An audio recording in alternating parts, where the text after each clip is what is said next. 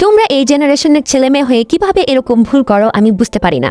আজকে তোমাদের সাথে এমন একটা স্টোরি শেয়ার করব। একজন আপু আমাকে ইনবক্সে নক করে বলে যে আপু আমি পেজ রিলেটেড অনেক কিছুই জানি না, আমি কিছু জিনিস জানতে চাই, আপনি প্লিজ আমাকে একটা কোর্স করান এন্ড আপনি কত টাকা ডিমান্ড করছেন আমাকে প্লিজ জানাবেন, আমি ঠিক অত টাকা দিয়ে আপনার কাছে কোর্স করতে চাই। তো আমি আপুকে বললাম আপু আপনি আমাকে আগে বলুন আপনি কি কি জানতে চান, আমার যদি জানা থাকে আমি আপনাকে ফ্রিতেই বলে দিব, আমার কাছে আপনার কোনো কোর্স করতে হবে না। তো আপু আমার থেকে ফেসবুকের কিছু বেসিক জিনিস সম্পর্কে জানতে চাই। তো আমি আপুকে বললাম এন্ড সবচেয়ে অবাক করার বিষয় ছিল আপু যখন আমাকে বলে উনি 1000 টাকা দিয়ে একটা ভাইয়ের কাছে কোর্স করে, এখানে উনি এই বেসিক জিনিসটুকুও শিখতে পারেনি। আমার কথা এখন তোমাদের সবার হাতে স্মার্টফোন রয়েছে, আমরা কোনো সমস্যা হলে ইউটিউবে চলে যাই, সার্চ করি, 2 থেকে 3টা ভিডিও দেখে কিন্তু আমাদের সমস্যার সমাধান আমরা পেয়ে যাচ্ছি। তাও যদি না হয় সবচেয়ে বড় একটা জিনিস যেটা হচ্ছে ChatGPT হাতের মুঠোয়, আমরা চাইলেই আমরা ChatGPT থেকে আমাদের সমস্যার সমাধানটা নিয়ে নিতে পারছি।